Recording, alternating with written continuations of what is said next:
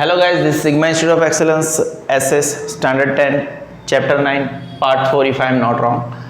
Things to know है। Ganga river dolphin के बारे में हमें कुछ जानने को बता रहे हैं ये लोग, ठीक है ना। तो जान लेंगे क्या दिक्कत है हमारी लाइफ में। इसको शायद प्लाथानिस्टा गैगेंटिका, ओहो गजब, जोरदार है ना।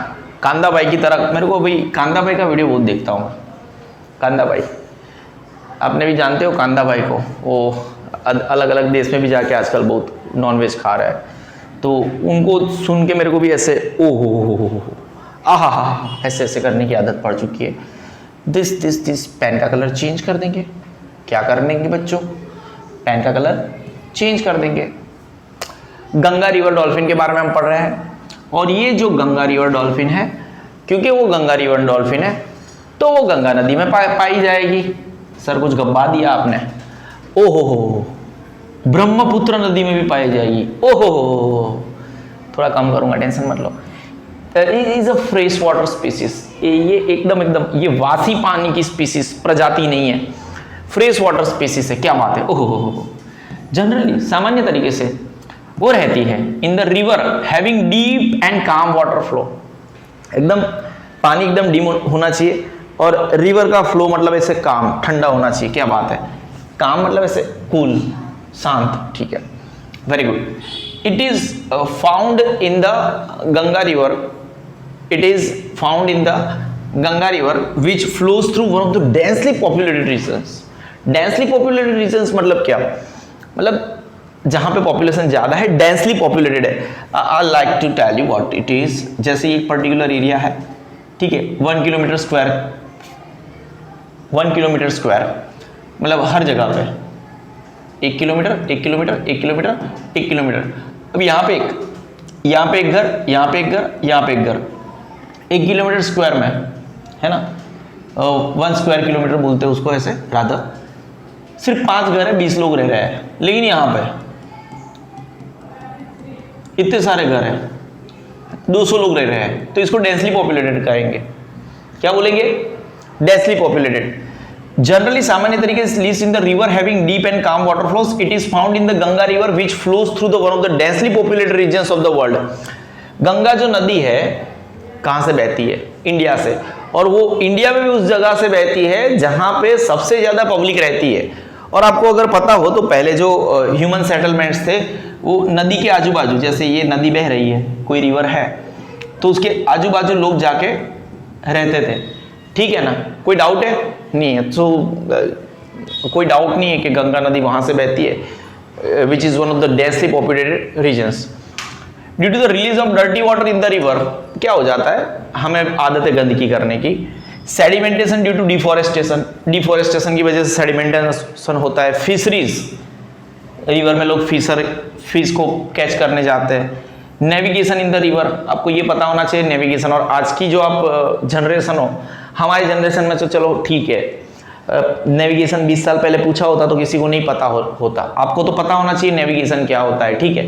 गूगल मैप भी यूज करते हो आप, ठीक है, तो आपको पता होना चाहिए नेविगेशन क्या है। इंडस्ट्रियल वेस्ट भी नदी में डालते हैं। Danger has been created against its existence, आपको ये याद होना चाहिए ये चैप्टर हम कौन सा पढ़ रहे हैं, ठीक है ना। ये जो वाइल्ड लाइफ है जो उसको हमें बचाना है, उनके ऊपर डेंजर एग्जिस्टेंस, उनके एग्जिस्टेंस के ऊपर डेंजर क्रिएट हुआ है, तो उसी के बारे में हम चर्चा कर रहे हैं। इनके ऊपर, ये जो गंगा रिवर डॉल्फिन है उनके ऊपर क्यों डेंजर क्रिएट हुआ है उनके एग्जिस्टेंस के ऊपर? क्योंकि हम गंदा पानी डालते हैं नदी में, ठीक है। सेडिमेंटेशन, डिफॉरेस्टेशन की वजह से सेडिमेंटेशन हुआ है। Fisheries, navigation in the river है, इंडस्ट्रियल वेस्ट है, so danger has been created against its existence. Apart from Ganga and Brahmaputra rivers there are few such dolphins left in Chambal river. जो चंबल नदी है मेरे हिसाब से शायद एमपी से गुजर रही होगी, मध्य प्रदेश से गुजर रही होगी, वहाँ पे भी जो डॉल्फिन थी वो भी बहुत कम रह चुकी है। It comes to the surface very often to breathe making su su like sound. ये जो डॉल्फिन्स होती है वो मतलब ऊपर आती है सरफेस तक, नदी के सरफेस तक सांस लेने के लिए आती है। उनका आवाज़ है सू सू। इट्स ओके, आप सुन सकते हो गूगल करके। So it is also known by other names, sounds, susu, suis. It is also found in the rivers of our neighbors Nepal and Bangladesh. At present, the existence of Ganga river dolphin is in danger. इसीलिए तो इस chapter में things to no में हम उनके बारे में चर्चा कर रहे हैं, गंगा रिवर डॉल्फिन, प्लैटनिस्टा गैगेंटिका। किसके बारे में चर्चा कर रहे हैं? तो ये जो गंगा रिवर डॉल्फिन है, this Ganga river dolphin found in the river Brahmaputra and Ganga, वो एक फ्रेश वाटर स्पीसीज है। सामान्य तरीके से वो कहाँ पे, ऐसी नदी में रहती है जहाँ पे पानी डीप और काम हो, है ना, वाटर का फ्लो कैसा हो, डीप और काम वाटर फ्लो। वो कहाँ पे पाई जाएगी? It is found in the Ganga river which flows through one of the densely populated areas या तो रीजन्स इन द वर्ल्ड। दुनिया का ऐसा हिस्सा है जहां पे लोग मतलब ऐसे भर भर के एक के ऊपर एक, एक के ऊपर एक, एक के ऊपर एक रह रहे हैं घर बना के। Due to the release of the dirty water in the river, पानी जो नदी में हम गंदा डालते हैं, फिर डिफोरेस्टेशन की वजह से सेडिमेंटेशन होता है, फिशरीज हम कर रहे हैं, navigation in the river, industrial waste etcetera, danger has been created against its existence. बराबर है। अब ये और कहां पे पाई जाती है डॉल्फिन? जो गंगा रिवर डॉल्फिन है वो और कहां पे पाई जाती है? Apart from Ganga and Brahmaputra rivers there are few such dolphins left in Chambal river. Chambal नदी में, चंबल नदी में भी ये पाई जाती है। इट कम्स फ्रॉम द ये कभी कभी सरफेस में आती है। क्यों आती है? सांस लेने के लिए आती है, सुसु साउंड करती है वो, इसीलिए उसके अदर नाम भी है, सॉन्स, सुसु, सुइस। It is found, it is also found in the rivers of our neighbours. हमारे नेबर की बात आती है तो पाकिस्तान और श्रीलंका याद आते हैं, लेकिन दूसरे भी नेबर्स है, Nepal and Bangladesh. At present the existence of Ganga river dolphin is in danger. ठीक है, हमने बोला था हम स्पीड में जाएंगे, लेकिन वो हमारी आदत नहीं है। अगर स्पीड में पढ़ा रहा हूँ तो मुझे वीडियो बनाने में मजा नहीं आती है। हमने क्या पढ़ा बच्चों? गंगा रिवर डॉल्फिन के बारे में पढ़ा, प्लैटनिस्टा गैगेंटिका के बारे में पढ़ा। ये जो गंगा रिवर डॉल्फिन है found in river Brahmaputra and Ganga, वो एक फ्रेश वाटर स्पीसीज है। सामान्य तरीके से it lives in the river having deep and calm water flow, कोई डाउट है? It is found in the Ganga river which flows through one of the densely populated regions. मतलब अगर किसी को आता है जहां पे वन ऑफ द रीजन्स आए, इसका मतलब ये सुपरलेटिव डिग्री है ना? कैसा है? सुपरलेटिव डिग्री है। One of the densely populated regions, मतलब ऐसा नहीं है कि पूरी दुनिया में एक ही डेंसली पॉपुलेटेड रीजन है, दूसरे भी है, लेकिन ऐसा डेंसली पॉपुलेटेड रीजन है ना, one of the densely populated regions of the world. Superlative degree one of the. Due to the release of the dirty water in the river, नदी में जो गंदा पानी छोड़ा जाता है, फिर सेडिमेंटेशन ड्यू टू डिफोरेस्टेशन, फिर fisheries, navigation in the river, industrial waste etcetera, danger has been created against its existence. Apart from Ganga and Brahmaputra rivers, there are few such dolphins, ऐसी डॉल्फिन्स, जिस dolphin के बारे में हम बात करते हैं, ऐसी डॉल्फिन चंबल नदी में भी पाई जाती है, अभी तक रह चुकी है, मरी नहीं है अभी।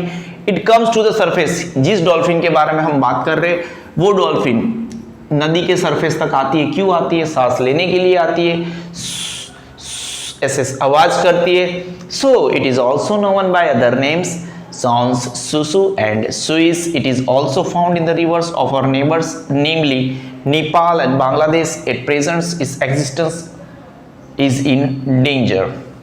कोई डाउट नहीं होना चाहिए। टाइगर प्रोजेक्ट चालू किया गया था, मेरे हिसाब से नरेंद्र मोदी जी के आने के बाद तुरंत चालू किया गया था कि उनसे बहुत पहले चालू किया गया था, हमें पता चलेगा। सेव टाइगर प्रोजेक्ट, ठीक है। वाइल्ड लाइफ प्रोटेक्शन स्कीम हमारे देश में अलग अलग, आपको ये पता होना चाहिए, आप गूगल कर लेना। जो चीता गुजरात से एक्सटिंक्ट हो चुका था, कहाँ से? गुजरात में कच्छ में पाया जाता है। फिलहाल हम टाइगर की बात कर रहे हैं। कच्छ में जो चीते पाए जाते थे, वापस हमने अफ्रीका से कुछ कंट्रियों से मतलब ऐसे संधि किया होगा, कुछ इंटरनल तो हमें पता नहीं है, कुछ कोई भी है, हाँ ट्रीटी कुछ भी किया होगा, उसकी वजह से चीता तो कैसे भी करके समहाउ हमारे देश में अब चीता, दूसरी जगह तो पे तो हम ऑलरेडी लेके आए हैं, लेकिन कच्छ में चीता आ चुका है, लेटेस्ट न्यूज है, ठीक है। Some schemes are implemented in India to protect wildlife. हमारे देश में वाइल्ड लाइफ को प्रोटेक्ट करने के लिए काफी सारी स्कीम्स शुरुआत की गई है, और ये जो स्कीम्स है, some projects are started for those animal species which are in danger और which are likely to be extinct in near future. और जैसे चीता की हमने चर्चा किया, तो cheetah was almost extinct from India. फिर इंडिया से एक्सटिंक्ट होने के बाद पहले 1950 में शायद आखिरी चीता मारा गया था, अगर मैं कोई गलती नहीं कर रहा हूँ। आखिरी चीता 1950 के आजू बाजू हमारे देश में मारा गया था, शिकार किया गया था। उसके बाद में हमने एमपी में लाया गया। अब कच्छ में कल या परसों का ही न्यूज़ है, चीता जब लाया गया तो एक्सटिंक्ट होने के बाद भी हम हमारे देश में उसको लाए, जहां पे उनकी वसाहत थी वहीं पे उसको बसा रहे हैं वापस। Let us know about some of this project इन चीता के बारे में। अगर चीता की बात निकली है तो चीता के बारे में बता दूं, उसका सबसे बड़ा प्रॉब्लम है वो जैसे ही मतलब ऐसे उसके बच्चे बड़े हो जाते हैं ना तो उसको छोड़ देते हैं, डिपेंडेंट। उसके 2 माइनस पॉइंट है चीता के 2 माइनस पॉइंट। वो फैमिली में, झुंड में नहीं रहते, they don't live in family. तो बच्चे थोड़े आत्मनिर्भर हो जाए, ऐसा लगे खुद शिकार करने लायक हो गए तो वो बच्चों को छोड़ देते हैं। दूसरा माइनस पॉइंट है दे डोंट होर्ड। होर्ड मतलब जैसे आज कुछ शिकार किया तो वो शिकार को आज बचा के नहीं रखेंगे कल को खाने के लिए, है ना। और अगर होर्डिंग नहीं करेंगे तो देखो, जरूरी नहीं है रोज का रोज शिकार मिले। तो अगर दूसरे दिन, तीसरे दिन, 2-3 दिन शिकार नहीं मिला तो जो छोटे यंग वंस है वो मर जाएंगे। Minus point rather, got it, समझ रहे हो। वैसे वो चीता की बात हो रही थी। हम फिर से स्कीम्स मतलब समझते हो, स्कीम जैसे गवर्नमेंट की कोई स्कीम आई कि गरीब लोगों को 1 रुपए में 5 किलो गेहूं मिलेगा, इसको स्कीम बोलते हैं। 1 रुपए में 5 किलो गेहूं मिले, इसको स्कीम बोलते हैं। तो ये जो स्कीम है, कुछ स्कीमें implemented in India to protect the wildlife. कौन से पर? Under this scheme some projects are started for those animal species which are in danger और which are likely to be extinct in the near future. या तो वो danger है या तो फ्यूचर में वो एक्सटिंक्ट हो जाएंगे। चलो जानने की कोशिश करते हैं about some of this projects in brief. पहले तो tiger project. As per one estimate there were more than 40,000 tigers in India in the beginning of the 20th century. किसी को सेंचुरी के बारे में नहीं पता चलता है तो मैं बता दूं, 20th सेंचुरी मतलब 1900 से 1999 और अभी हम ये है 20th सेंचुरी और अभी हम जी रहे हैं 2000 से लेके अब 21st सेंचुरी के बच्चे हो, है ना, 2099। और हम जैसे जो बूढ़ा जैसे लोग हैं, हमने 2-2 सेंचुरी देखी है। हम लास्ट 20th सेंचुरी में पैदा हुए और हमारा मरना, मेरे जैसे लोगों का मरना इस 21st सेंचुरी में तय है। आपका जरूरी नहीं है कि आप इसी सेंचुरी में मरोगे या अगली सेंचुरी में मरोगे, तो ऐसे श्योर शॉट नहीं बोल सकते। लेकिन अगर मेरे जैसा बंदा 1983 में पैदा हुआ है तो उसका 2100 तक जीना मतलब ऑलमोस्ट इम्पॉसिबल है ना। 2050 देखना भी मेरे जैसे लोगों के लिए इम्पॉसिबल है। और 25 साल कैसे? पानीपुरी खा के, पिज़्ज़ा खा के, ऐसे थोड़ी ना बंदा जी सकता है। चोखे की रोटली खानी पड़ती है, रोटला खाना पड़ता है, अच्छी अच्छी हेल्दी चीज़ें खानी पड़ती है ना। हालांकि मैं नहीं खाता हूँ बाहर का कभी भी, 1 साल में 1-2 बार हो जाए तो ठीक है, बाकी बाहर का तो मेरी वाइफ ने मेरे को मना ही किया है खाने के लिए। हम आगे बढ़े। As per one estimate tiger project, ठीक है, कुछ भी नहीं खाने का। सुबह में मेरा ये जो कुछ लोग मुझे, अभी मैं क्रिकेट खेलने जाता हूँ, कुछ पूछते हैं कि सर इतना कैसे स्ट्रॉन्ग भाग लेते हो। मैं बोला मेरी वाइफ जो है सुबह मेरा मूंग का पानी देती है। मूंग का पानी पिया है कभी? बॉइल्ड मूंग, ठीक है। दोपहर में भी मेरा ऐसा ही है, सब बॉइल्ड चीज़ें खाता हूँ, बॉइल्ड चना, फिर सादी खिचड़ी, ठीक है। और दोपहर में मैं चाय के साथ भाकरी खाने के लिए स्पेशल मैं 4 बजे घर पे जाता हूँ, 4 to 4:30 विद भाकरी विद चाय, एकदम जाड़ी वाली। और शाम को मतलब स्ट्रॉन्ग ऐसे पूरा गुजराती थाली, समझ रहे हो।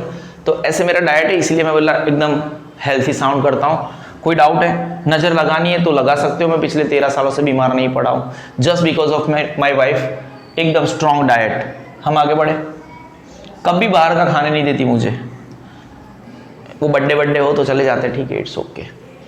Tiger project as per one estimate, एक एस्टिमेट के तहत there were more than 40,000 tiger in India. India में कितने टाइगर थे? 40,000। अब कितने बचे? सिर्फ 1, मैं। हम आगे बढ़ते हैं। In the beginning of the 20th century, मतलब हम बात कर रहे हैं 1900 की, 1910 तक, 1920 तक 40,000 थे। Due to unrestricted illegal hunting, लोग टाइगर का शिकार करने निकल पड़ते थे, वो भी अनरिस्ट्रिक्टेड, वो भी illegal hunting and deforestation. 2 reason, unrestricted illegal hunting as well as deforestation. Deforestation के बारे में हम इसी चैप्टर में पढ़ चुके हैं। There was a big danger for the existence of tigers. Tigers के एग्जिस्टेंस के ऊपर एक बहुत बड़ा सवाल या निशान आ गया। इन सच सर्कमस्टेंसेस, ऐसे हालात में, this project to save tiger was started in 1971। 1971 में चालू किया गया था इसको। बोलो, मुझे तो लगा अभी ये कल परसों की बात है। अंडर द प्रोजेक्ट, इस प्रोजेक्ट के तहत a series of steps are taken to keep their natural habitat protected and to maintain ecological balance at national level। देखो, अगेन आई रिपीट, ऑलरेडी इस चैप्टर में मैं पहले ही बता चुका हूं what is ecological balance at national level. What is ecological balance at national level? देखो, ये एक पेड़ है, पेड़ को खाएगा डियर, ठीक है। अब इसको कौन खाएगा? टाइगर। अगर सब टाइगर मर जाएंगे तो डियर की संख्या बढ़ जाएगी, 1 2 3 4 5 6 7 8 ऐसे बढ़ती ही जाएगी। तो फिर वो इसको पूरा का पूरा खा जाएंगे। हर्बीवोरस है, इनको खाने वाला कोई नहीं है, तो ecological balance at national level damage हो जाएगा। I will not repeat all this kind of things more and more, है ना। एंड नेचुरल हैबिटेट, सबसे पहले तो उनकी जो घर है वो नहीं तोड़ने चाहिए। Till now this project is implemented in about 44 regions। अभी तक इस प्रोजेक्ट को 44 जगह पे लागू किया गया है। हम फिर से पढ़ते हैं, जो कि हमारी स्टाइल है पढ़ने की, ठीक है। वाइल्ड लाइफ प्रोटेक्शन स्कीम के बारे में अगर हम बात करें तो कुछ स्कीम, मैंने स्कीम वर्ड के बारे में बताया, are implemented in India to protect the wildlife. किसको प्रोटेक्ट करना है? तो under this schemes some projects are started for those animal species which are in danger or which are likely to be extinct in the near future। Let us know about some of, सबसे पहले tiger project के बारे में चर्चा करेंगे। As per one estimate, एक estimate के हिसाब से भारत में 20वीं सदी की शुरुआत में तकरीबन 40,000 टाइगर थे। As per one estimate, there were more than 40,000 tigers in the beginning of 20th century in India। As per one estimate, there were about, या तो there were more than 40,000 tigers in India in the beginning of the 20th century। अब ये क्या हुआ? अगर 40,000 थे तो कम क्यों हुए? Just because of unrestricted illegal hunting as well as deforestation. अगर डिफोरेस्टेशन होगा तो उनकी नेचुरल हैबिटेट तबाह होगी कि नहीं होगी? होगी कि नहीं होगी? Due to unrestricted illegal hunting as well as deforestation there was a big danger for the existence of tigers. Tiger के एग्जिस्टेंस के ऊपर सवाल या निशान लगाया गया। और ऐसे सर्कमस्टेंसेस के under this project to save tiger was started in 1971। मैं आपको याद दिला दूं, 1972 में हमने पाकिस्तान के 2 भागले किए थे। पहले ईस्ट पाकिस्तान और वेस्ट पाकिस्तान हुआ करता था, ठीक है। अब वेस्ट पाकिस्तान जो है, ये वेस्ट पाकिस्तान मतलब आज का पाकिस्तान, ईस्ट पाकिस्तान मतलब आज का बांग्लादेश। और उसके एक सेल पहले आपको ये पता होना चाहिए, बांग्ला टाइगर भी बड़े फेमस थे, पता है आपको? बंगाल टाइगर, स्पेलिंग ये रहा, मैंने बांग्ला लिख दिए। बंगाल टाइगर भी बड़े फेमस थे, ठीक है। तो इनके याद करने के लिए ऐसे याद कराना पड़ता है यार। पाकिस्तान के भागले 2 हिस्से करने से 1 साल पहले हमने ऑलरेडी टाइगर को बचाना शुरू कर दिया था। उसके बाद में पाकिस्तान के 2 हिस्से किए। In such circumstances this project to save tiger was started in 1971। Under the project, a series of steps are taken to keep their natural habitat protected and to maintain ecological balance at national level। उसके बारे में भी मैंने आपको बताया, राष्ट्रीय level पे ecological balance बचाए रखने के लिए। Till now this project is पूरे 44 रीजन्स में, 44 रीजन्स में इसको अभी तक लागू किया गया है, ठीक है। 4 हर जगह पे 4। As per one estimate, there were more than 40,000 tigers in India in the beginning of the 20th century। क्या हुआ? इतने सारे थे तो कहाँ गए? Due to unrestricted illegal hunting as well as deforestation. अगर डिफोरेस्टेशन होगा तो उनके नेचुरल हैबिटेट तबाह हो जाएंगे। कॉमा लगा देना बच्चों यहाँ पे। There was a big danger for the existence of tigers in such circumstances. ऐसे वक्त में हमने क्या किया, 1971 में ये प्रोजेक्ट को टाइगर को बचाने के लिए हमने स्टार्ट किया। In such circumstances this project to save tiger was started in 1971. Under the project a series of steps क्यों लिए होंगे हमने स्टेप्स, वो तो लिखेंगे नहीं क्या क्या स्टेप्स लेंगे, हमें तो एक ही पैराग्राफ लिखना है, पर क्यों लिए होंगे उनकी नेचुरल हैबिटेट को बचाने के लिए, protected and to maintain ecological balance at national level. दो ही रीजन है। Till now this project is implemented in about 44 regions. याद रहेगा? ठीक है, और एक बार कराऊं कि चलेगा? लेपर्ड थिंग्स टू नो में आता है। चीता के बारे में तो हमने ऑलरेडी एक बार चर्चा कर दी है ना, और अंदर जो लिखा है वो भी आपको पता चलेगा ही चलेगा। थिंग्स टू नो, पहले तो लेपर्ड, ठीक है। Leopard belongs to cat family. क्या बात है, ये तो एक बिलाड़ी निकली। It holds smaller stature compare to lion and lion और टाइगर से थोड़ा इतना विशाल नहीं लगता, ठीक है। हाँ, लेकिन सामने आ जाएगा तो पता चलेगा विशाल है कि नहीं, विशाल। हाँ, इट इज फाउंड हर जगह पे in India. It is also found in dark black colour, वो एकदम डार्क ब्लैक कलर में पाया जा सकता है ना। ऑल्सो लिखा है it is found in large number in the forest of Gujarat. Gujarat के जंगलों में, मतलब हर जगह पे है, ऐसा समझ लो। It often comes to human settlements. घूमते घूमते बाहर लोगों को, हमको देखने के लिए आ जाता है। विजिट फैमिली को बोलते हैं, लियोपर्ड फैमिली के बोलते हैं चलो आज गांव घूम के आते हैं, इंसानों को देख के आते हैं ना। वो लोग भी वेफर लेके आते हैं, बालाजी की वेफर परचेस करके आते हैं और बैठे बैठे हमारे सामने ऐसे ऐसे खाते रहते हैं, ठीक है ना। ऐसा थोड़ी ना कि इंसान ही उनको देखने जाएगी, वो लोगों को भी घूमने का मन होता है ना, तो वो भी घूमने आते हैं। कहाँ पे घूमने आएंगे?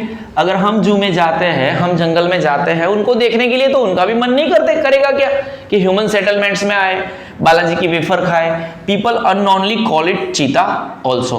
कभी कभी बुद्धि नहीं होती है लोगों को, तो लेपर्ड कभी भी चीता समझ लेते हैं, है ना। थोड़ी दिक्कत होती है, ये इसमें भी ऐसा होता है, इसमें भी ऐसा ऐसा होता है, ठीक है। There is a difference. Leopard belongs to cat family. कौन सी फैमिली? Cat family. It holds smaller stretcher than with compare to lion और tiger. It is found everyone in, Bharat में हर जगह पे पाया जाता है। It is also found in dark black colour, वो खुद डार्क ब्लैक कलर में भी पाया जाएगा। It is found in large number in the forest of Gujarat. It कभी कभी कहां पे आ जाएगा बच्चों? ये ह्यूमन सेटलमेंट्स में आ जाएगा, है ना। आना चाहिए, उसको आना चाहिए कि नहीं आना चाहिए बच्चों? क्योंकि हम भी तो कभी कभी चले जाते हैं ना उधर पे, है ना। हाँ, तो फिर people unknowingly call it cheetah also. Things to know, चीता के बारे में already we have discuss which is not written over here, there are so many things. It is totally extinct from the, लेकिन आज की तारीख में उसको वापस लाया गया है, अफ्रीका से लाया गया है, इसीलिए तो लिखा है today it is found in Africa in its natural habitat. In India it is found in the captive state only in जू। कहाँ पे? जू में पाया जाता है। मुझे नहीं लगता मेरे को इस चीज को रिपीट करने की जरूरत है, मैं आगे बढ़ूं, ठीक है। अरे बाप रे, अब एलिफेंट को भी क्या हुआ था कि हमें एलिफेंट टाइगर प्रोजेक्ट के बारे में तो हम पढ़े ही पढ़े। हमने एलिफेंट प्रोजेक्ट भी स्टार्ट किया था, हमने राइनो प्रोजेक्ट भी स्टार्ट किया था। ऐसा तो क्या हुआ होगा दोस्तों कि हमने ये प्रोजेक्ट भी स्टार्ट करना पड़ा। देख लेते बच्चों, ये प्रोजेक्ट कब स्टार्ट हुआ था? हर्षद मेहता तो याद है ना, स्कैम 1992 याद है। द बिग बुल, ये भी एक बिग एलिफेंट था। क्या था? स्कैम 1992 पिक्चर नहीं देखा है तो बस समझो एलिफेंट प्रोजेक्ट कब याद स्टार्ट हुआ। हर्षद मेहता का स्कैम आया, बेचारा हाथी गिरा तो टेंशन आ गया हमें, इसीलिए हमने एलिफेंट प्रोजेक्ट स्टार्ट किया। This project was started in 1992। Sigma sir है ना, कैसे भी करके याद करा देंगे। उसका main objective was to provide the elephants protection in their natural habitats and to protect habitats and their migratory corridors. मतलब क्या? देखो, पहले तो हम अपने हिसाब से पढ़ेंगे। ये इसका नेचुरल हैबिटेट है, ठीक है, इसको तो प्रोटेक्ट करना है। फिर यहाँ से और एक नेचुरल हैबिटेट है, तो यहाँ से आने जाने का कोई एक कॉरिडोर है, माइग्रेटरी कॉरिडोर। यहाँ से इधर जाते हैं, वापस इधर से आते हैं, माइग्रेटरी कॉरिडोर। समझो एक हाईवे है, रास्ता है, उसको बचाना एक हेतु था। Today there are about 26 protection zones for elephants in the country. हमारे देश में, किसके देश में? हमारे देश में आज की तारीख में, हमारे देश में आज की तारीख में कितने प्रोटेक्शन जोन्स है एलिफेंट्स के लिए? सोचो सोचो, 26। कितने? 26। याद रहेगा ये कब स्टार्ट हुआ था? 1992 में। 2 लगाओ और इसको उल्टा करो, 26। याद रहेगा? श्योर? गजब तरीके से याद करते हम। पहले तो एलिफेंट प्रोजेक्ट कब स्टार्ट हुआ? 1992 में, बराबर है। क्यों? Scam 92, scam 1992। और हमारे देश में कितने ऐसे प्रोटेक्शन जोन्स है एलिफेंट्स के लिए? 2। पता है ना, 9 और 6 एक दूसरे का उल्टा है। कोई डाउट है? After the implementation of this project, इस प्रोजेक्ट की शुरुआत के बाद, there has been an increase in the number of elements in the jungle. जब से हमने ये प्रोजेक्ट स्टार्ट किया है 1992 में, है ना, और कितने 26 प्रोटेक्शन जोन्स है, ठीक है ना। ये सबको ऐसा लगता है कि नॉर्मली ये इसको क्यों ऐसे सर याद कराते हैं? बेटा जब एग्जाम में आएगा ना, ऐसे दिमाग की बत्ती जलेगी, ओ ये तो एकदम इजी है। Besides this project also works the maintenance of domesticated elephants। देखो, besides this ये जो प्रोडक्ट है, कॉमा का बराबर यूज नहीं हुआ है, इसके अलावा this project also works for the maintenance of the domesticated elephants। मतलब ये जो जंगल में है, उनकी नेचुरल हैबिटेट में है, वहां पे तो उसको सेव किया जाता है, सेफगार्ड, लेकिन जो डोमेस्टिकेटेड एलिफेंट्स है उनका भी ध्यान रखने का काम ये प्रोजेक्ट करता है। ठीक है, हम फिर से पढ़ते हैं। सबसे पहले हमने पढ़ा था टाइगर प्रोजेक्ट, ठीक है, प्रोजेक्ट टाइगर। उसकी शुरुआत हमने बोला 1972 में, जो हिंदुस्तान ने पाकिस्तान के भागले किए थे, बांग्लादेश बनाया था, तो बंगाल टाइगर को बचाने के लिए ऐसे हमने बनाना है। 1971 में ही स्थापना कर दी थी उसकी, ठीक है। और 28th सेंचुरी की शुरुआत में भारत में, हिंदुस्तान में, ऑल ओवर इंडिया में 40,000 से ज्यादा टाइगर थे। ऐसा तो क्या हुआ होगा दोस्तों कि 40,000 से ज्यादा टाइगर थे, वो खतरे में आ गए, अनरिस्ट्रिक्टेड इलीगल हंटिंग हुआ होगा मेरे दोस्तों, ठीक है, ऐसा ही तो कुछ हुआ होगा मेरे दोस्तों, तभी तो जाके ऐसा कुछ लफड़ा हो गया। अब हम दूसरे नंबर पे पढ़ रहे हैं एलिफेंट प्रोजेक्ट। एलिफेंट प्रोजेक्ट कब स्टार्ट हुआ था? स्कैम 1992, बराबर है। आपको याद रखना है मेरे दोस्तों, 26 प्रोटेक्शन जोन से दोस्तों मेरे, इट्स मेन ऑब्जेक्टिव, तो स्टूडेंट्स आपको याद रखना है students, its main objective was to provide the students elephants protection in their natural habitats. उसका मेन ऑब्जेक्टिव क्या है मेरे दोस्तों, मेरे बच्चों? Its main objective was to provide, किसको? एलिफेंट्स को, क्या? प्रोटेक्शन उनके नेचुरल हैबिटेट में, and to protect and to protect habitats, जहां पे रहते हैं वो हैबिटेट को, और उनका जो माइग्रेटरी कॉरिडोर है उसको भी बचा के रखना, प्रोटेक्ट करना, वो भी काम है। कोई डाउट है क्या? पहले तो उसका मेन ऑब्जेक्टिव क्या है? Was to provide elephants protection in their, जहां पे वो रहते हैं, नेचुरल हैबिटेट में रहते हैं, वो नेचुरल हैबिटेट में उसको प्रोटेक्शन किया जाएगा, मतलब सिक्योरिटी गार्ड जैसा कामकाज, एज वेल एज कोई मिस्टेक को चांस नहीं है, हमें उनके हैबिटेट को भी बचाना है, हमें उनके हैबिटेट को और उनके माइग्रेटरी कॉरिडोर को भी बचाना है। ये इस प्रोजेक्ट का काम है।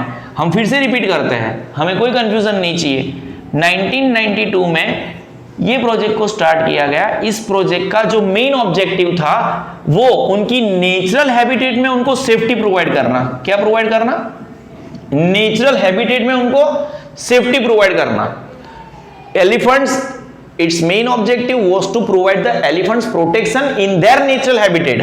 As well as to protect, as well as to उनकी जो नेचुरल हैबिटेट है, उनकी जो हैबिटेट है, वो जो घर है वो भी है, उसको भी बचाना है, एज वेल एज उनके जो माइग्रेटरी कॉरिडोर है उसको भी बचाना है। आज की तारीख में देयर आर अबाउट 26, क्यों भाई 26, 2 उल्टा 9, 26 protection zones for elephants in the country. After the implementation of this project मेरे दोस्तों, there has been an increase in the number of elephants in the jungle। Okay मेरे दोस्तों, इसके अलावा besides this project also works for the maintenance of domesticated elephants। तो मेरे दोस्तों, हमने दो प्रोजेक्ट के बारे में पढ़ा, अब हम कहां पे जाना पसंद करेंगे? हम राइनो। आपको ये पता होना चाहिए राइनो मतलब नोज, राइनो मतलब क्या सर, क्या मतलब हमें पता नहीं चलता, आप गूगल कर लो, मोबाइल लेके ही बैठे हो। राइनोप्लास्टी मतलब क्या? जो ये जो आजकल की सेलिब्रिटी ये सब करता है ना, ऐसे राइनोप्लास्टी, तो मतलब सर्जरी ऑफ अ नोज, ऐसे प्लास्टिक सर्जरी करवाता है ना नोज की, तो उसको राइनोप्लास्टी बोलते हैं। ठीक है, ये जैसे डायरिया होता है वैसे राइनोरिया भी होता होगा, गूगल करो, मैं सही बोल रहा हूँ। राइनोरिया मतलब ये मतलब नाक, लबड़ता नाक, वो ऐसे इधर से लेटे बैठे निकलता है ना, ठीक है, राइनोरिया। इमेज मत सर्च कर लेना।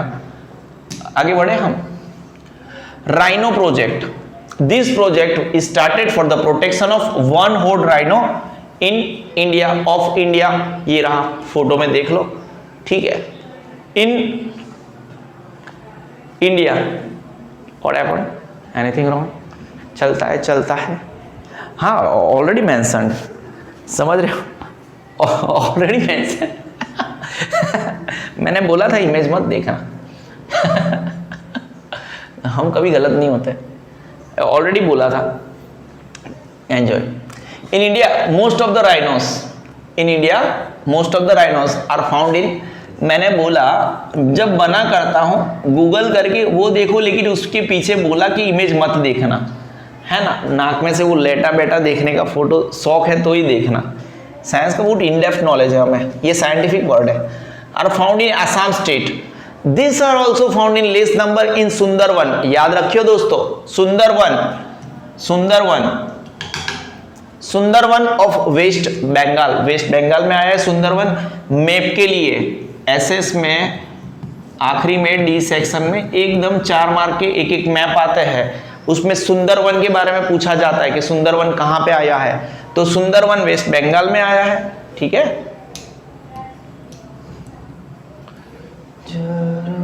ये रहा, ये वाला पोर्शन है, पेज नंबर 72 पे है। ठीक है, wild life sanctuary, bird sanctuary and national park है। ये रहा आपका गोल गोल wild life sanctuary, here it is Sundarban, Sundarban, got it. हम आगे बढ़े सर, पीछे जाना है आपको, कहाँ पे जाना है? पीछे जाना है, टुडुंग टुडुंग। हम किसको पढ़ रहे बेटा? One horn rhino.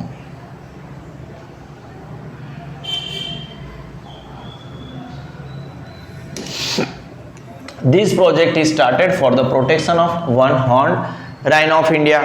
In India, most of the rhinos are found in Assam state. कहाँ पे पाए जाएंगे? असम स्टेट में।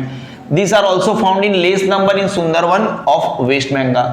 ये वेस्ट बंगाल के सुंदरवन में भी कुछ मात्रा में पाए जाएंगे। According to the strategy of rhino vision 2020, क्या rhino vision 2020, an increase in the number of rhinos is targeted 3000। यानी वैसे तो 2020 चला गया, लेकिन इन लोगों ने क्या टारगेट किया था? 2020 तक भारत में 3000 राइनो हो जाएंगे। ठीक है, ये भी पढ़ लेते, बाद में ऊपर जाते हैं, क्योंकि वन हॉर्न इंडियन राइनो के बारे में ही चर्चा करते हैं, उसके बाद में इसको वापस पढ़ते हैं।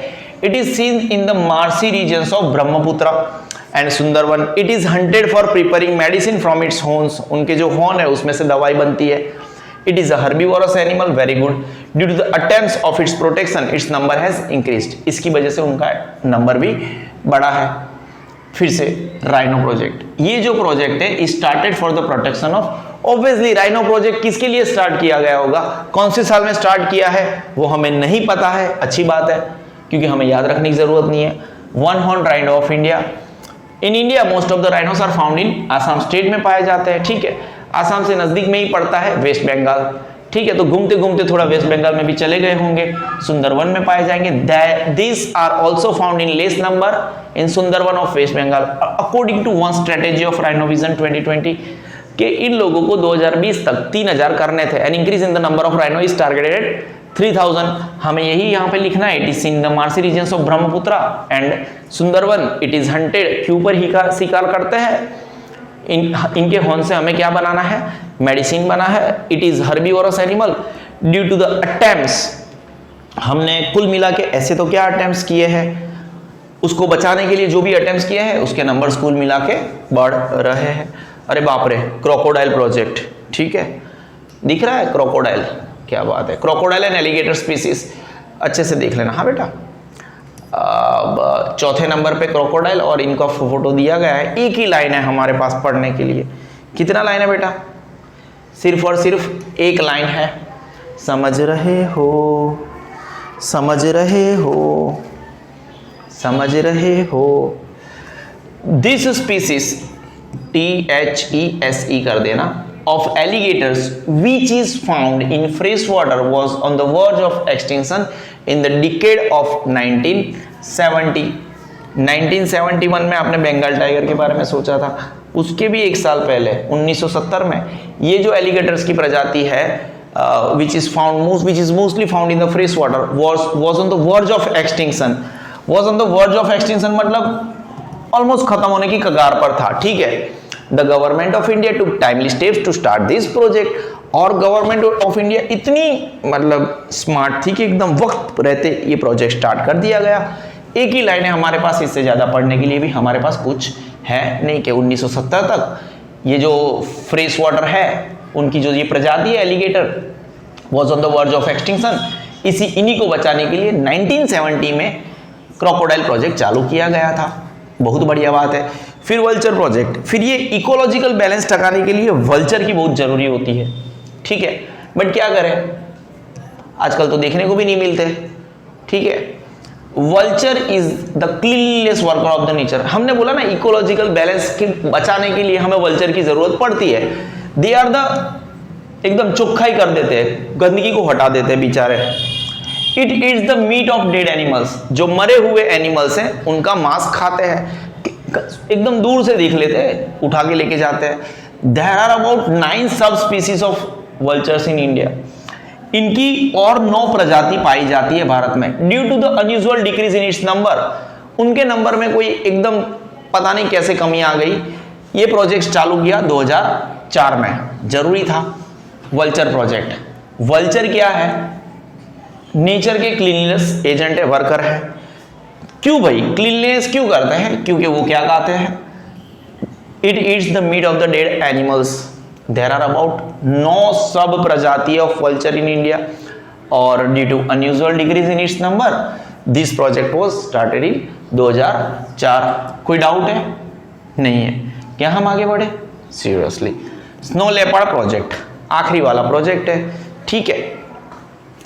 This species which is found at an altitude, height की बात करते हैं पहले। Height 1000 meter is equal to 1 kilometer, तो 3000 meter is equal to 3 kilometer, ठीक है।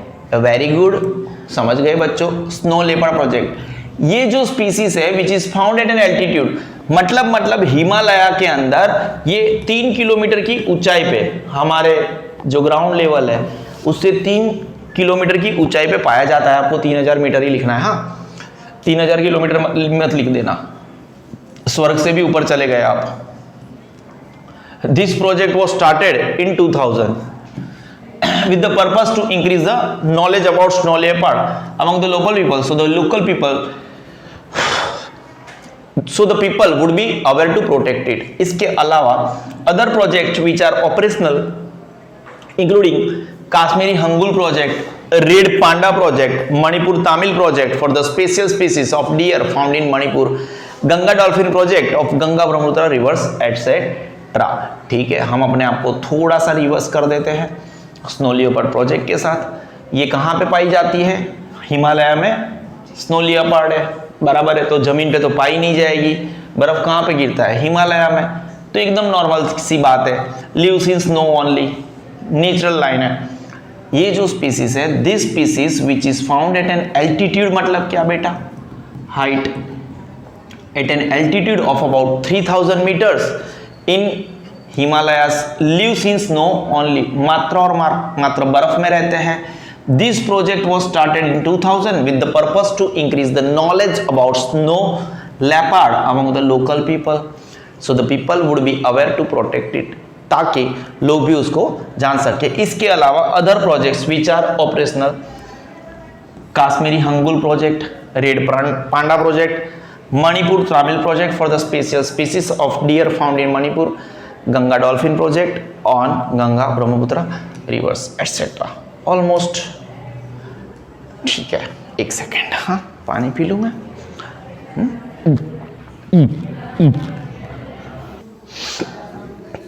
ठीक है, sanctuaries, national park and bio reserves, ठीक है, कोई इश्यू नहीं है, चलता रहता है।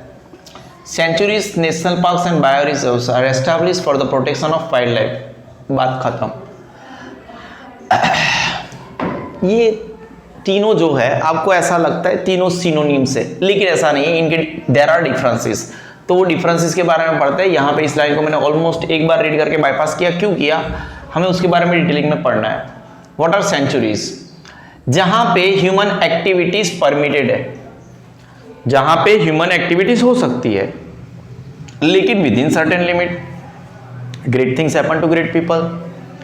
Domesticated animals can be allowed to graze, domesticated like यानी भेड़ बकरियां, उनको चरने की परमिशन है, चारा चरने की, लेकिन अथॉरिटीज से ड्यू परमिशन लेनी पड़ेगी कि हमारे पास 8 भेड़ बकरियां हैं, हम उसको इस पर्टिकुलर एरिया में चराने जाना चाहते हैं, क्या हमें आप परमिशन दे रहे हो? हाँ परमिशन दे रहे हैं, जाओ चराओ, खाओ जितनी घास खानी है।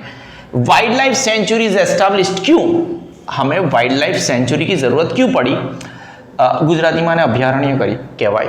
For the protection of some species, कुछ स्पीसीज को बचाने के लिए हमें वाइल्ड लाइफ सेंचुरी की जरूरत पड़ती है। The sanctuary can be established by the government after certain process, एक पर्टिकुलर प्रोसेस के बाद गवर्नमेंट इसको एस्टैब्लिश कर सकती है। हमारे और आपके जैसे नॉर्मल लोग इसको नहीं कर सकते हैं। पेरियार, चंद्रप्रभा, इतुर्नाग्रम बहुत IMP है, मैप में मैनी टाइम्स आता है, ठीक है। कौन सा? पेरियार, चंद्रप्रभा एंड इतुर्नाग्रम। पहले तो अगर हम वाइल्ड लाइफ सेंचुरी की बात कर रहे हैं तो जो गोल गोल है, क्या है? गोल गोल, जहां जहां पे गोल गोल दिख रहा है, ठीक है, ये बता दूं। अरे यार वो मैप ये रहा, here it is Eturnagaram, one of the IMP Eturnagaram. फिर देखो गोल गोल कहाँ पे दिख रहा है? चंद्रप्रभा ये रहा, ठीक है। सुंदरबन के बारे में हमने बात किया। पेरियार दिख रहा है क्या?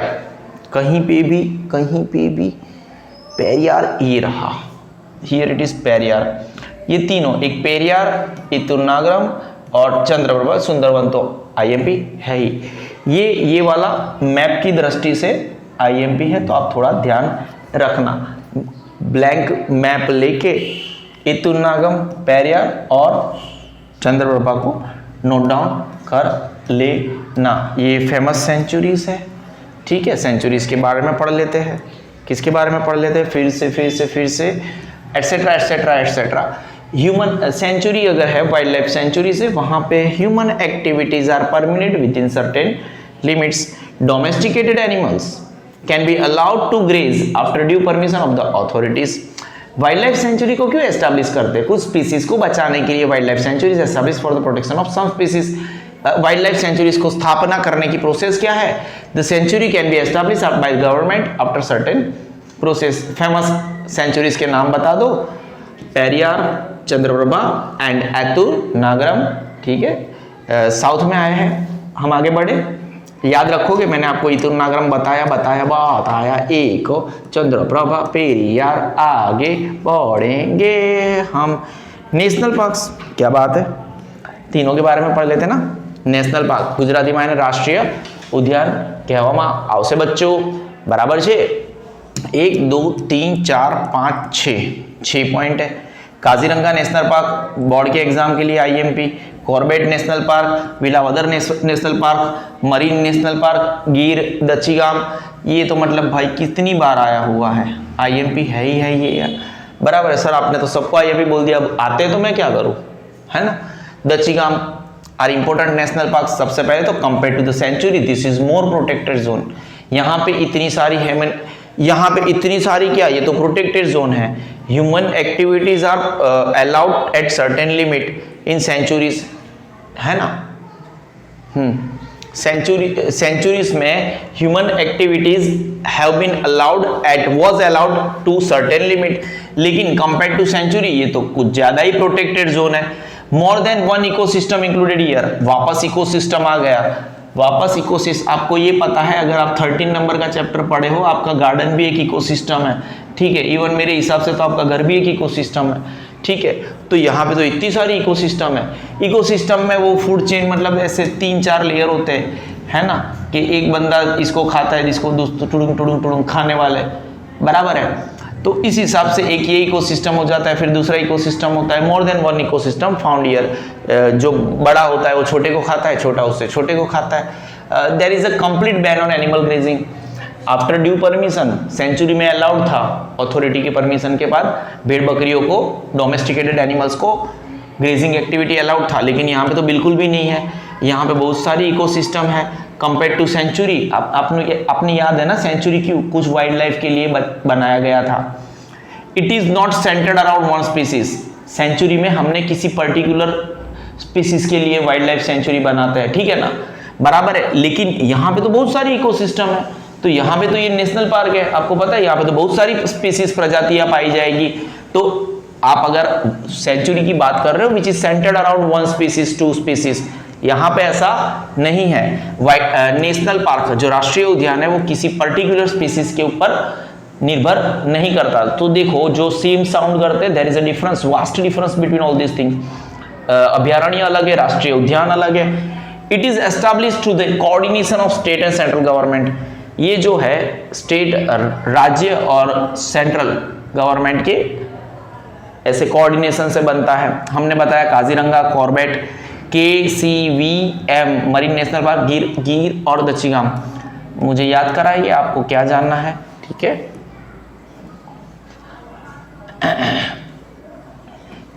मैं ये थोड़ा इसको छोटा कर दूं तो रीड करने में आसानी रहे। मैं आपको बता दूं कौन सा कहाँ आ जाए, ठीक है। सबसे पहले मैं आपको बता देता हूँ ऊपर से Dachigam, here it is Dachigam, Velavadar national park, Dachigam national park एकदम आईएमपी। इसके आगे मैं वी लगाता हूँ, बहुत बार एग्जाम में आ चुका है। हियर इट इज, ये जो नेशनल पार्क है ऐसे ट्राइंगल शेप में है, दच्चीगाम यहाँ पे, हियर इट इज, ये मैप में ये रहा ट्राइंगल पड़ा हुआ है दच्चीगाम।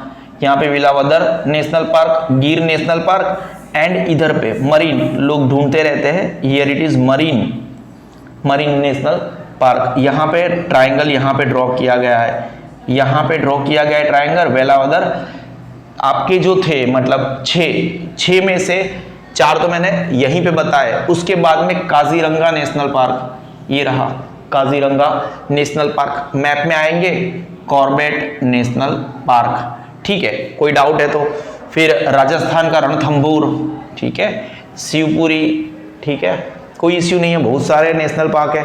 हमने जो मेन नेशनल पार्क थे, जो वैसे आपको यहाँ पे काफी, अगर सबके नाम आपको याद आ रहे हैं तो आपके 4 में से 4 मार्क आना तय ही है। जितने केवला देव भी आता है, ठीक है, ये पढ़ने में इसी चैप्टर में आया है केवला देव स्टार्टिंग में, वेरी नेक्स्ट सेकंड पेज पे। सो बहुत सारी चीजें हैं। रणथंभौर, ठीक है, कोई इश्यू नहीं है। मैंने आपको सभी बताए अगर आपने गौर किए होते तो। यहाँ पे काजीरंगा, कौन सा रंगा, काजीरंगा। कोई डाउट है, कोई डाउट है दोस्तों? नेशनल पार्क के बारे में हम बता रहे हैं। Compare to the sanctuary this is more protected zone. ये कैसे जोन है? हद से ज्यादा प्रोटेक्टेड जोन है। मोर देन, यहाँ पे एक से ज्यादा इकोसिस्टम पाई जाएगी। साइंस का अगर 13 नंबर का चैप्टर आप पढ़े हो तो इसके बारे में कुछ ज्यादा पता चल रहा है आपको। There is a complete ban on animal grazing. Sanctuaries में वो within certain limit allowed था। It is not centred around one species as it is in sanctuary, ठीक है। It is established through coordination of state and central government, ठीक है। Important नाम बता दो, Kaziranga national park, Corbett national park, Gujarat, ठीक है, JNK, Jammu and Kashmir, Velavadar national park, marine national park, गिर नेशनल पार्क, ठीक है। बायो रिजर्व जोन, ये क्या होता है भाई? खतरनाक काम कर रहे हो आप लोग, ठीक है। बायो रिजर्व जोन ये है क्या? बायो रिजर्व जोन होते हैं, ये इंटरनेशनल कायदों के हिसाब से चलते हैं, ठीक है। It is formed according to international norms. क्या बात है, सखत। The purpose is to protect the physical and cultural diversity of any region. ये गजब काम काज है।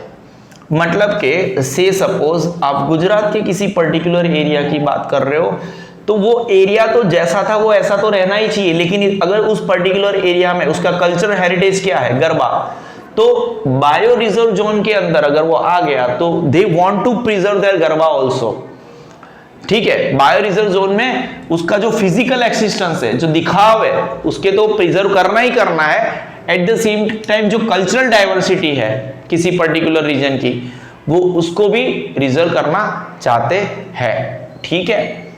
Besides the vegetation, insects and land of that particular, the lifestyle of the people living there is also, वही तो हमने बोला, they also bio reserve zone क्यों create किए जाते हैं? क्योंकि वो कल्चरल डाइवर्सिटी भी चाहते हैं कि ये कल्चर है मेंटेन होना चाहिए, ये कल्चर को आगे बढ़ावा देना चाहिए। Special arrangements are created for research and training about bio reserves. देखो आप अफ्रीका पे काफी सारे कोई जंगल में चले जाओ, तो वहां पे कोई प्रजाति है, उनके कल्चर भी है। ये बायो रिजर्व जोन क्यों बनाए जाते हैं? As soon as we enter there, उनके एरिया में हम जाते हैं तो डोंट लाइक अस, वो ऐसा समझते हैं कि हम उनके दुश्मन हैं, हम उनके कल्चर के दुश्मन हैं। तो हमने बोला कि हम बायो रिजर्व जोन बनाएंगे, मतलब उनके कल्चर को भी प्रिजर्व करके रखेंगे। वॉट एवर, आपने देखा होगा उनकी बॉडी के ऊपर भी ऐसे छूंदने type of kind of tattoo जैसा बना हुआ होता है, फिर बॉडी के काफी सारे पोर्शन को ऐसे कट किया होता है यूनिक शेप में। फिर भी we agree that we want to preserve your, at the same time we want that you guys develop, ठीक है। तो वो बायो रिजर्व जोन हम बनाना चाहते हैं। In such proclaimed area all external human movements are totally restricted.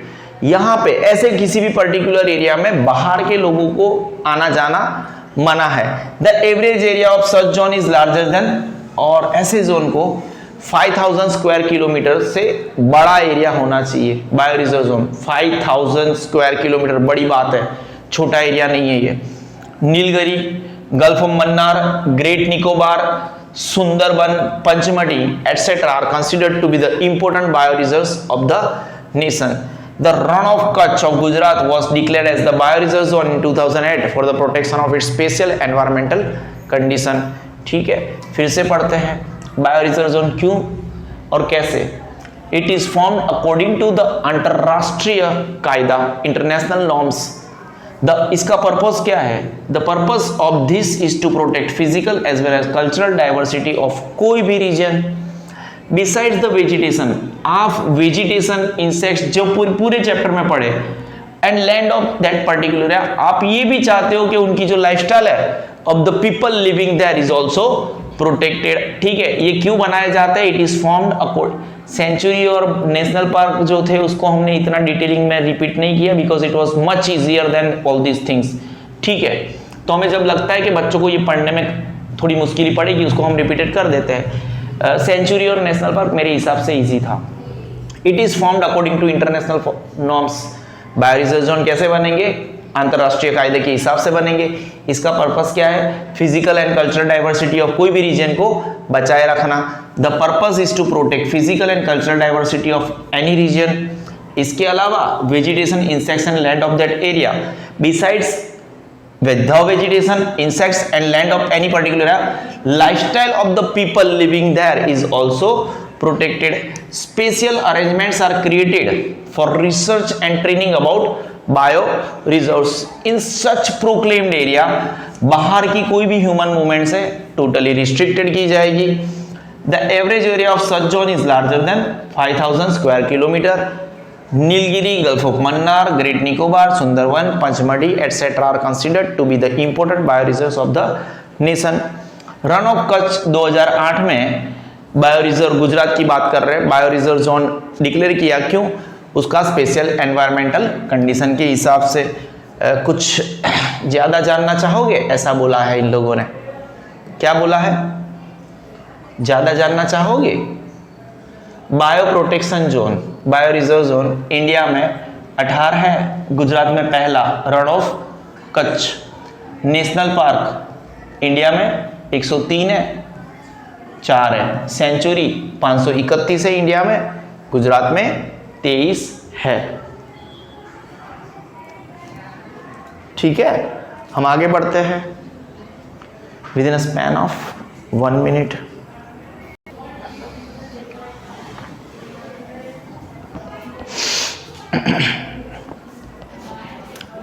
थोड़ा soda P low, Kinley soda. जिंदगी के साथ भी, जिंदगी के बाद भी. Developmental process is inevitable. बढ़िया बात है.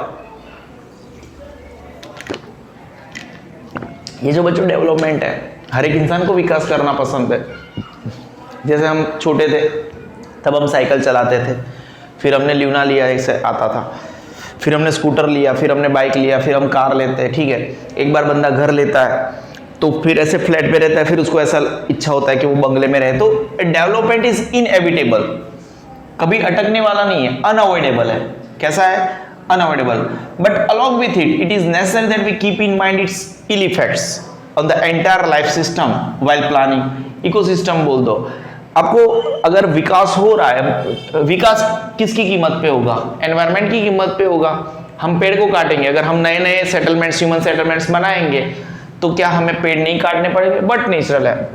उसके लिए उसके बाद में रोड बनाने पड़ेंगे, वापस पेड़ काटने पड़ेंगे.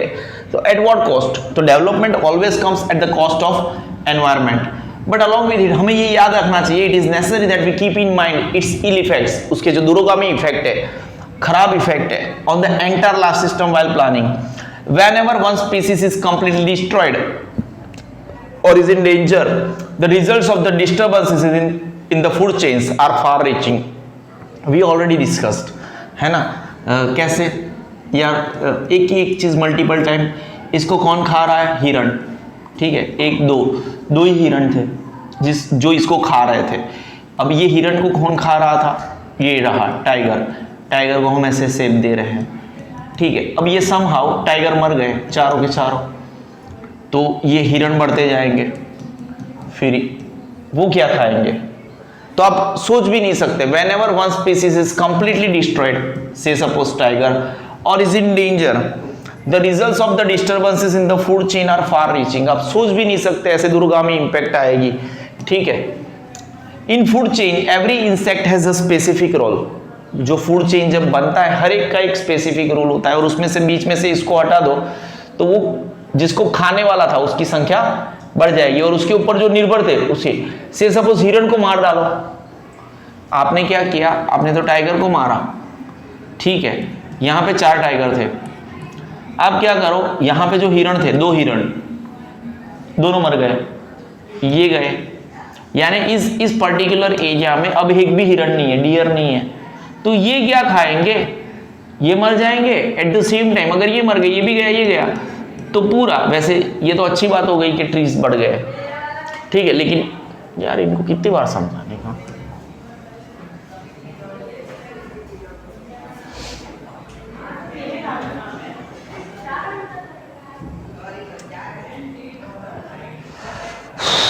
Whenever one species is हो गया हमारा. In food chain, every insect has a specific role. If a life is lost, the entire structure experiences disturbance. If one species is removed, the natural system breaks down in a long run. हम इसको रटेंगे नहीं, समझने की बात है, एक बार याद करने की बात है. ठीक है. These effects reach man very late and hence we are not aware of it. इंसानों तक ये सब बहुत आखिरी में पहुंचता है, इसलिए हमें इसके बारे में ज़्यादा सोचते नहीं है. अगर टाइगर मर गए, हिरण बच गए, वो लोग पेड़ नहीं सिर्फ पेड़ खा रहे हैं, हमारे तक बहुत आखिरी में पहुंचता है और हमें तो क्या जो हमारे तक इमीडिएटली होता है उसी के बारे में हम सोचते हैं। Those environmental dangers which we are following are the results of carelessness developed before decades. ठीक है, if we have a planned development there will not be any problem. Friendly approach with the environment is the need of the present. Things to know. हेनोटारो के बारे में हमें कुछ जानना है, जान लेते एक बार रीड कर लेते फटाफट। This animal lives in the arid and semi-arid regions having alkaline forest, scientific term से एक बार गूगल कर लेना, एंड ग्रासलैंड मैं थोड़ा थक चुका हूँ तो जस्ट रीड आउट करूंगा।